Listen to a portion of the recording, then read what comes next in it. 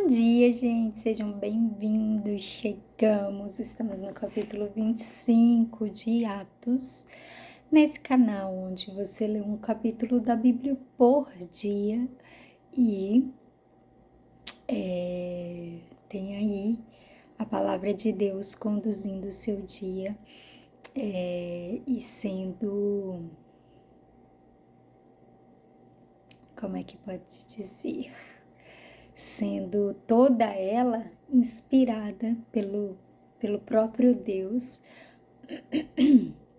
pelo Espírito Santo, para te dar aí os passos que você deve seguir no seu dia de hoje. Então aqui você fica sabendo que não é apenas o livro de Salmos, de Provérbios, que vai ter ali uma palavra para o seu dia, mas até em Atos a gente encontra isso, em Levítico, em Números, qualquer lugar da Bíblia a gente vai poder ter ali, digamos, o Salmo 91 na nossa mão. Vamos ter uma palavra, né, diferente para cada dia. Brincadeira, o Salmo 91 é indiscutível, né, gente? Se puder todos os dias ler ele, faça isso. Mas leia a sua Bíblia inteira também, porque o Salmo 91 talvez é para você, mas o restante é nosso para Deus, né? Como nós vamos também responder a Deus, amém? Vamos começar orando e aí a gente parte para a nossa leitura. Bem, Jesus, obrigada pelo dia de hoje, colocamos diante de Ti este dia, esta leitura, Deus, em nome de Jesus, fica conosco, abre nossa mente e o nosso coração para nós entendermos as Tuas palavras, os Teus comandos, o Teu orientar e o Teu direcionar. Nós nos colocamos, Deus, de mentes e ouvidos abertos para o Senhor fazer o que tem que fazer através de nós e em nós, em nome de Jesus. Bem, vamos lá. Vai dizer assim: 3 dias depois de chegar àquela província, Festo saiu da cidade de Cesareia e foi até Jerusalém. Os chefes dos sacerdotes e os líderes judeus apresentaram lá as suas acusações contra Paulo e pediram a Festo o favor de mandar trazer Paulo para Jerusalém e que eles tinham combinado matar Paulo no caminho. Mas Festo respondeu: Paulo está preso em Cesareia e eu logo voltarei para lá. Que os líderes de vocês me acompanhem até lá e o acusem, se é que ele fez algum mal. Festo passou 8 ou 10 dias entre eles e depois voltou para Cesareia. No dia seguinte, sentou-se no tribunal e mandou que trouxessem Paulo. Quando Paulo chegou, os judeus que tinham vindo de Jerusalém ficaram em volta dele e começaram a fazer muitas acusações graves, mas não conseguiram provar nada. Então, Paulo se defendeu dizendo: Eu não fiz nada contra a lei dos judeus, nem contra o templo, nem contra o imperador. Festo, querendo agradar os judeus, perguntou a Paulo: Você não quer ir a Jerusalém e ser julgado lá por mim a respeito destas coisas? Paulo respondeu: Estou diante do tribunal do imperador romano e é aqui que devo ser julgado. Não fiz mal nenhum aos judeus, como o Senhor sabe muito bem. Se não respeitei a lei ou se fiz alguma coisa que mereça a pena de morte, estou pronto para morrer. Mas se o que dizem contra mim não é verdade, ninguém pode me entregar a eles. Portanto, apelo para o imperador. Então Festo, depois de conversar com os seus conselheiros, disse: Já que você apelou para o imperador, então irá para o imperador. Alguns dias depois, o rei Agripa e Berenice, sua irmã, chegaram a Cesareia para cumprimentar Festo. Quando já fazia alguns dias que eles estavam lá, Festo contou ao rei o caso de Paulo. Ele disse: Está aqui um homem que Félix deixou como prisioneiro. Quando fui a Jerusalém, os chefes dos sacerdotes e os líderes dos judeus fizeram acusações contra ele e me pediram que o condenasse. Mas eu lhes disse que os romanos não costumam condenar ninguém sem primeiro colocar os acusadores diante do acusado, dando a este a oportunidade de se defender. Por isso, quando eles vieram até aqui, não perdi tempo e logo no dia seguinte sentei no tribunal e mandei que trouxessem um homem. Seus inimigos chegaram, mas não o acusaram de nenhum crime grave como pensei que iam fazer. A única acusação que tinham contra ele era a respeito da própria religião deles e também sobre um homem que já morreu chamado Jesus. Paulo afirma que esse homem está vivo.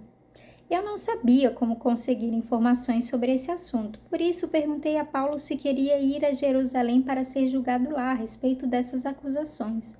Mas Paulo apelou para o imperador e pediu para ficar preso até que o imperador resolvesse o seu caso. Então mandei os guardas tomarem conta dele até que eu pudesse mandá-lo para o imperador. Aí Agripa disse a Festo: eu gostaria de ouvir esse homem. Amanhã o Senhor vai ouvi-lo, respondeu Festo. No dia seguinte, Agripa e Berenice chegaram com grande cerimônia e pompa. Entraram na sala de audiências com os chefes militares e os homens mais importantes da cidade. Festo mandou que trouxessem Paulo e disse: Rei Agripa e todos os que estão aqui, vejam este homem. É contra ele que todos os judeus, tanto daqui como de Jerusalém, estão fazendo acusações diante de mim. Eles insistem em dizer que este homem deve morrer, mas eu acho que ele não fez nada para ser condenado à morte. Como ele mesmo pediu para ser julgado pelo imperador, resolvi atendê-lo. Porém, até agora, não sei bem o que escrever a respeito dele ao imperador. Então, eu o trouxe aqui diante dos senhores, e especialmente do senhor rei Agripa, a fim de lhe fazer perguntas. Assim, terei alguma coisa para escrever, pois acho absurdo mandar um prisioneiro sem explicar claramente as acusações que existem contra ele. Gente, olha que similaridade que a gente tem lá atrás. Aqui vai dizer que a gente está por volta dos anos ali de 59 e 60 depois de Cristo. Então, tanto tempo atrás, um pouco depois da vinda de Jesus Cristo à Terra. E aí, nós ainda temos e desde antes de Jesus, né, nós temos ali como é que se diz? Essa questão, né, da justiça, sabe? Isso a gente pode ver, eu tenho lido o livro de Apocalipse, que quantas coisas que a gente vai ver lá em Apocalipse, no final dos tempos, tipo, que João ali vai falar sobre tudo que tem no céu, que ele vai ver no céu, os cavaleiros, isso e aquilo, mas ele vai falar muitas coisas que lá no céu tem e que veio como que Deus deu a inspiração ali para Moisés, enfim, para todos aqueles, para eles fazerem aqui na terra. Então a gente vai ver que aqui na terra, muitas das vezes é um espelho, como é que se diz? É um reflexo do que há no céu, né? E a justiça parece ser isso, né, gente? Tá certo que aqui as pessoas distorcem a justiça, mas se a gente estiver continuamente olhando para Deus no céu, olhando para Jesus, olhando para o Espírito Santo, a gente vai conseguir manter as coisas em perfeita ordem, com justiça de fato. Tanto que ontem Paulo, ao falar ali com Félix, né, com o governador Félix, ele vai falar a respeito da justiça também, sabe? Então, justiça é algo que Deus quer aqui na terra, que Deus tem como propósito ajustar essas coisas. E desde aquele tempo, então, existe esse sistema aí de você não pode ser condenado sem que você, né, tenha ali, faça ali uma defesa, sem que você... ninguém é condenado sem existir ali uma acusação e uma defesa. Esses dias eu estava estudando um pouco de processo penal, que eu achei que eu ia fazer uma prova, já desisti, mas cara, como estudar aquilo foi bom para mim, como eu gosto dessas coisas. E enfim, vai falar um pouco sobre essa justiça, e é uma justiça perfeita, uma justiça linda, se funcionasse, né? A gente, quando eu leio esse texto aqui, eu fico lembrando da tal da Débora do batom. Só que o problema, a diferença entre ela e Paulo, digamos assim, porque você vai colocar Débora do batom com Paulo, é porque às vezes eu acho uma condenação bem injusta para ela, sabe? Então, mas assim, a diferença aqui que a gente vê é que... Ai, o que que eu ia falar? Tá vendo? Não era pra falar sobre isso. Não, mas calma. Não, enfim, gente. Então, tá. A diferença entre ela e Paulo é que ela tá se debatendo. Paulo não. Paulo tá tranquilo. Paulo passou 2 anos nessa cadeia, nesse lugar. Ainda que ele tivesse certa liberdade, certa independência de receber ele visita, que inclusive é o que está acontecendo com ela também. Ela está em casa, mas mesmo assim, né? É um cerceamento da sua liberdade e isso é ruim de diferentes modos. Mas enfim, Paulo, ele também teve, né? Ele teve certa, tipo, ele podia receber visita, ele tinha certo, tipo, ele não era aqueles presos assim que ficava naquela cela horrorosa, escura, cheia de gente. Enfim, mas ele tá aqui há 2 anos e tá sendo acusado e eles nem sabem pelo que condenar Paulo, eles nem sabem o que fazer. Ele falou, gente, tem nada a ver. Tipo, ele tá falando sobre ressurreição, é a crença dele, que não sei o que, e os outros. Só que Jerusalém tem todo aquele, né, aquele aparato, e isso para eles, como a gente vem vendo ao longo da Bíblia, é muito forte, né? Então, os romanos sabiam que não poderiam adentrar, não poderiam simplesmente soltar assim, tendo tantas acusações, tanta gente contra aquele homem, simplesmente soltar e deixar por conta deles próprios, até porque Paulo era um cidadão romano. Então eles estão ali naquela tipo, não sei o que eu faço, também agrado aos judeus enquanto eu fico aqui com Paulo preso e tal, mas eles ao mesmo tempo querem matar Paulo, mas eu não quero que esse homem morra, e eu nem sei o porquê eu não quero que esse homem morra, mas é porque Deus está vindo, né? Deus está mantendo Paulo naquela prisão, primeiro porque ali é um lugar seguro para ele.